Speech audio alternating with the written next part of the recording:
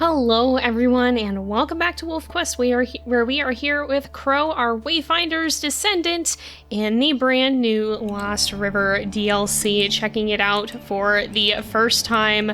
Crow's a bit of a limpy boy right now. He kind of got into some trouble with the Lucky Pack, and unfortunately that trouble's not about to end.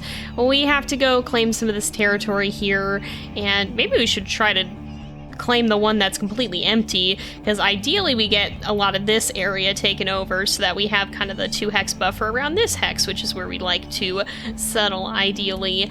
But yeah, there's a lot to see in this. We've covered a lot of ground so far, but there's a whole lot more to uncover.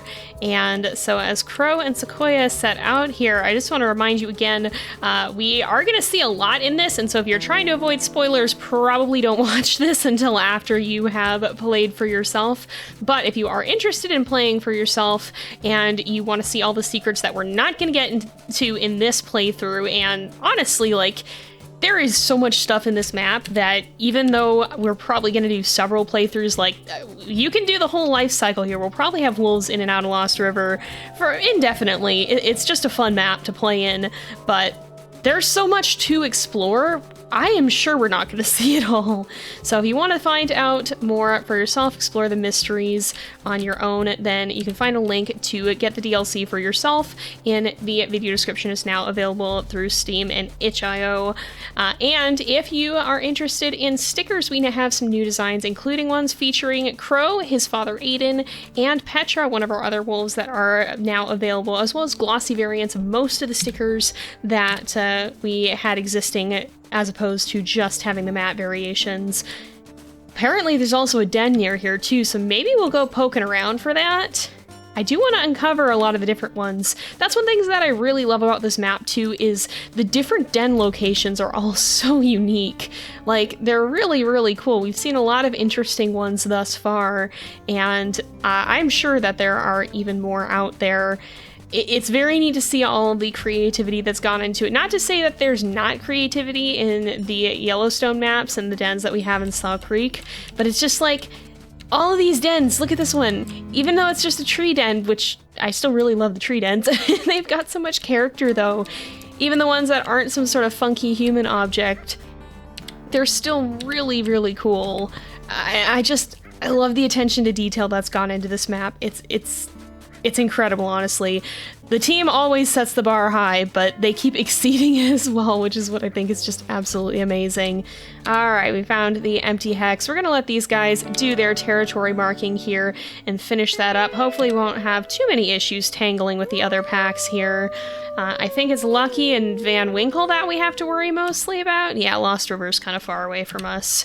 So we'll finish that up, and hopefully before too much longer, these two will be able to welcome their pups.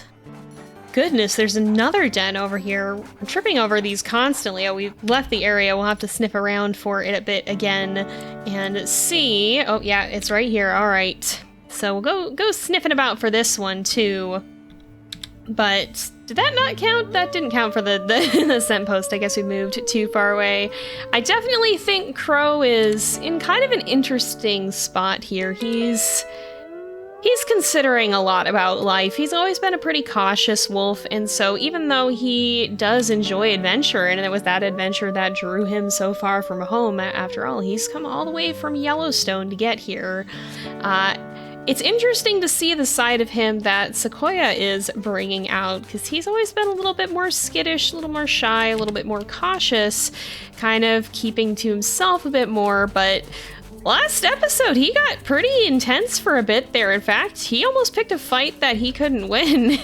And it's very curious to see how Sequoia's confidence is influencing his. As some of you guys put it, there's a bit of a brains and the bronze dynamic going here, with bronze being a bit of a reference to Sequoia's bronze forehead coat. I thought that was clever. It's certainly, they make for a very dynamic duo, and Crow, he certainly doesn't see that as a bad thing, but it's definitely, I think, raised some questions in his mind, because of course they're going to spend a lot of their time working together here to raise their pups, but I don't know, will that confidence stay when Crow's out doing stuff on his own? If Sequoia stays back with the pups, or he ends up facing things on his own, is he still gonna have that boldness? Where in the heck is this den, too? I swear we were, like, right on top of it. Yeah, we are. What? Where's this den? Oh my goodness. I'm gonna have to relearn all of these locations, too. Oh, there it is. It's under this tree. Again, absolutely stunning den design. I love it. But yeah, it's definitely making Crow question some about what's gonna come next. How are they gonna continue to work together in the long term? He doesn't doubt that they'll figure it out, but he's not used to feeling so emboldened. And I think part of him really liked that, and part of him was maybe a little scared by it. It certainly is a far cry from his shy self.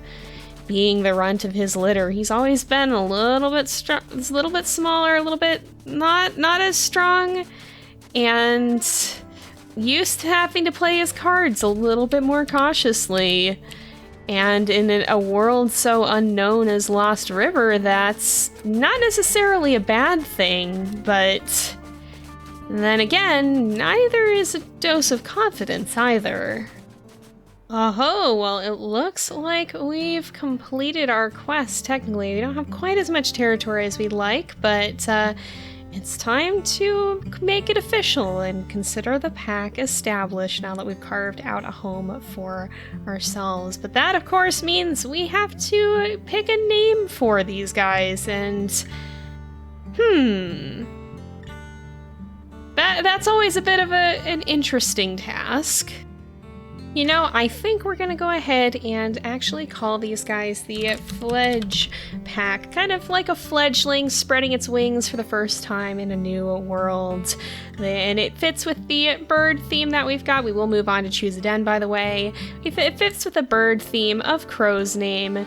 It's not quite as fitting for Sequoia, but even so, I think it accurately represents their quest to set out into this wide new world. Now, of course, though, we have to actually choose our den. I'm gonna just skim on over here really quickly, though, and pick up this one hex, reinforce the other one, and then we'll head back. We will worry about battling Lucky for these three later. Like I said, though, we've clashed with Lucky once. They're how Crow got that limp of his. And something tells me that we'll be seeing more of them in the future. Oh, there's a den somewhere over here, too. And it seems like we're actually getting quite close to it. Oh. What is this? This is a den. It's a very interesting one under kind of a house made of sticks. I don't think it's a wooded den, but it's right on the edge of our territory. We kind of set up around this hex here. So I don't think we're gonna claim it, but again, I love all the creative dens in this. There's so many interesting different ones. And it's really neat to see the depth of creativity that's gone into this map. Goodness gracious, there's another den? Oh my goodness, I'm just trying to get back to the one we were looking for originally. There's so many of them here. Oh, and it's right around here somewhere too.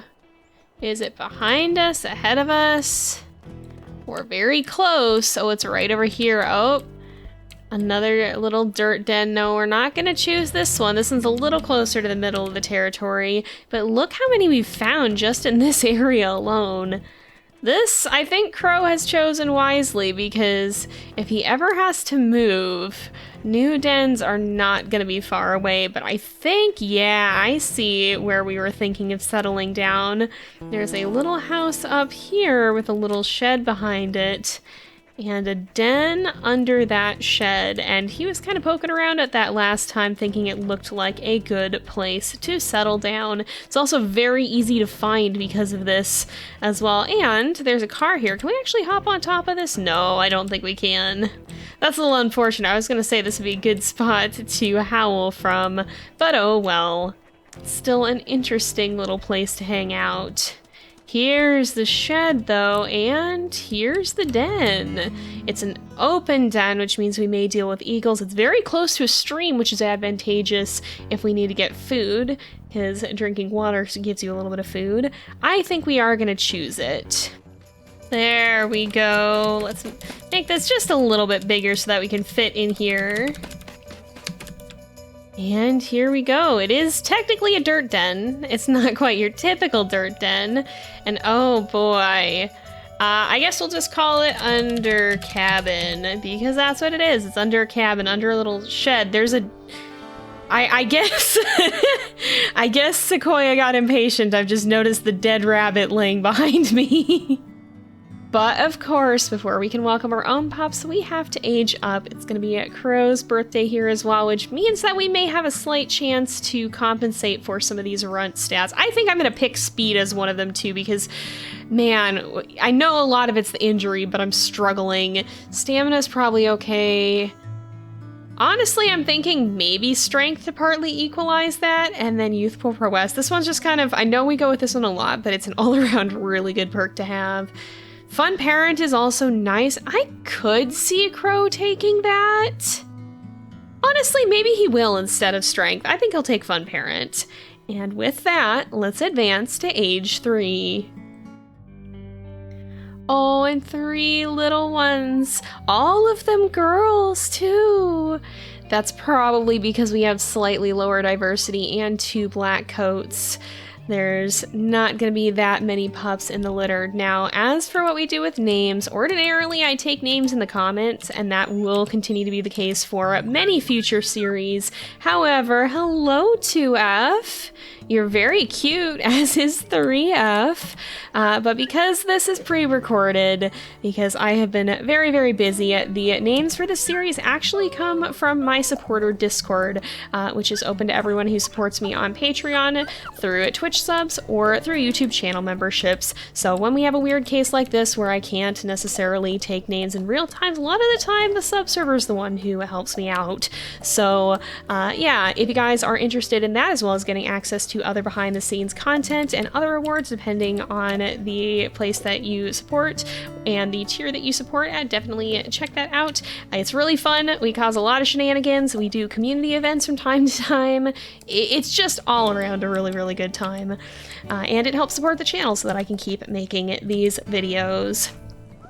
But here are the babies, and I believe, can we actually see? We can see, yeah, so we can see that she has 1 black coat gene, 1 gray coat gene.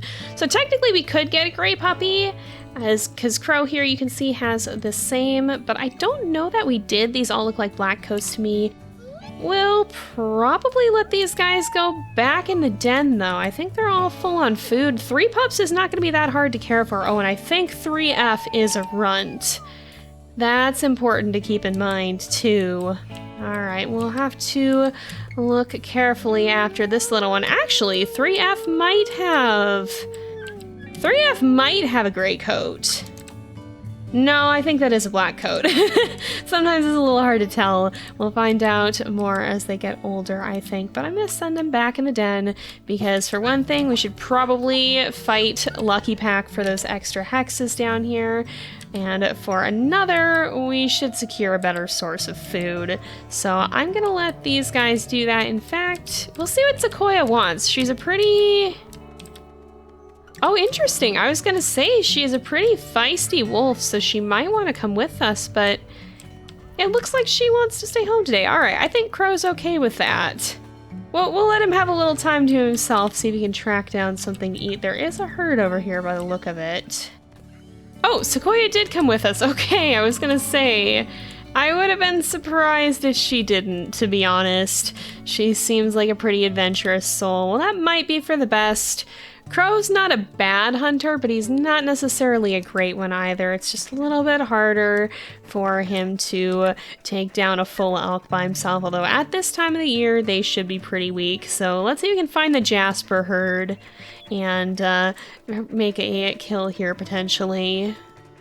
Unfortunately for us, I think the wind has just shifted.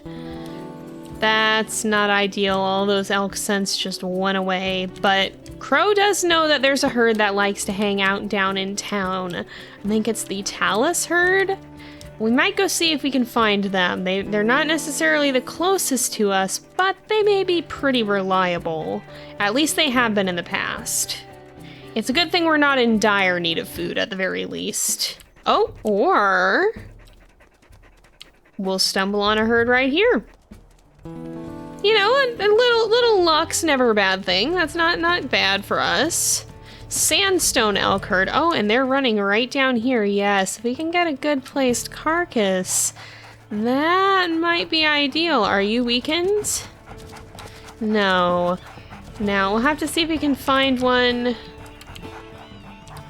that's gonna turn around. Aha! Yes, indeed. It never hurts to, oh my goodness. She's already almost down. Never hurts to be a bit strategic about it. These two probably could bring down even a stronger elk together, but you know what? This works. All things considered, this went pretty darn well. I hear Lucky Pack howling. We've just slipped into their territory here, and that might be a little bit dangerous. Also, look at this view here. You can see down there, there's actually, if we come around this corner a little bit, well, nope, the trees are blocking it, but you can just barely see that there's a dam down there. We might have to go check that out with Crow at some point. I don't think it's his top priority. His bigger concerns is these scents that he's sniffing, but it's definitely something we'll have to take a look at some point with one of our wolves. It seems pretty darn spectacular down there. Yeah, you can see it a little bit better from up there. I definitely think he's very curious about this place. There's so much about it that he doesn't understand. And part of him wants to explore that more. Part of him's a little bit intimidated by it, but Sequoia doesn't seem too perturbed by it, and I think that's giving him confidence. Ah, heck. Oh no, it's just the shadow dispersals. Okay, I was gonna say, if Lucky Pack's right here, we better buckle up for battle, which they might actually be right here. I smell them once again. I expect we're gonna get jumped at least once in the midst of this, and it's probably gonna be right about now, but we need this territory buffer. I have a feeling these hexes are gonna be contested. You wanna go? Yeah, you're gonna go down is what you're gonna do, Lucky 4F. Well, you're not gonna be very lucky when I'm done with you. You're gonna be lucky to get away. I definitely think Sequoia's presence emboldens Crow. Yeah, you better run. Alright, that wasn't too bad. One wolf we can handle. And that'll make this a little bit easier to claim, perhaps, too. But we best get to marking. Hopefully that'll be the only interference that we have here, because that was a very doable battle. Man, look how majestic those mountains are in the distance, too. They're a lot taller than the ones we've got in Yellowstone. Oh man. I really love the scenery here. It gives off a completely different feel. I know I keep talking about that, but I'm just like, it's really good. It feels so distinct from Yellowstone, and yet not out of place. Like, you feel like you're in a different region, but doesn't feel unnatural. It still feels like, you know, a landscape you could see somewhere in the Mountain West, but at the same time it's a distinctly different variety of landscape from the ones that we see in Yellowstone. It's really well done. I cannot emphasize enough, the team really did an incredible job on this map, and there's so much about it that is well worth exploring. Oh, hello? There's a bison carcass here. Oh, it's a Wilbur. Well, you know, oh, Sequoia, goodness. Sequoia fights everything. Sequoia just fights everything in sight. Doesn't matter what it is, doesn't matter how big or strong it is compared to her or not. She fights it. She sees, she fights. And honestly, she's valid for that. I was gonna say, though, may as well mark the carcass. I'm not gonna say no to a free meal, goodness, Sequoia! No, don't fight Wilbur! Wilbur, you better leave. I love you, Wilbur, but this will not end well for you, I regret to say. Oh, thank goodness we're not a limpy boy anymore. Oh. Yes, we can use our leg again. I am very glad for that because we have been so slow. You can feel the difference in speed now, especially now that we're up to neutral. There's the geothermal area there in the distance as well. We just got this one more hex. Actually, it's right up here that I want to claim. And then we should have enough of a border against Lucky Pack until they decide to start trying to take it back from us, which, all things considered, we're pretty close to their home hex. They'll probably start that soon. Goodness, I just realized how tired we are. We're on our way back home now. But our energy is gone, our affinity's about gone. Fortunately, we can run a little faster now because sprinting's kind of out of the question. But we got our border enforced. We've now got that 2 hex buffer as we like it. And I think that's making Crow feel a little bit more at ease for now. Lucky Pack has apparently figured out what we've done and they do not seem happy about it, and I don't know, y'all. They very well may come back with a vengeance about it. But that's a worry for another day. For now, let's just get back to our pups and make sure they're doing all right. Make sure that they're not about to leave the den. We can go ahead and get a drink of water too. That's what's gonna be lovely about having this stream here. We could even give the puppies swimming lessons. I'm not sure if Crow would want to, but truly, like, we are just up the bank from it, although that spray looks like it might belong to a waterfall, so maybe we shouldn't do that. Maybe that's not a good idea. But with that, I think we are going to go ahead and leave this off here for today because it is getting to be about that time again. So again, we are going to name the pups in a few episodes, but by the time you're seeing this, they've already been named. Normally, that's not the case. I just am pre-recording a lot of stuff because I'm going to be very, very busy over Christmas. So special thanks to those in the supporter Discord who will have done that. Also, if you do want a sticker of Crow, or of his father Aden, or of Petra, or several of our other characters, those are available on my Ko-fi. The 3 designs that I mentioned are new. We also have glossy variants of the other stickers that were not there before. That's just puppy noises.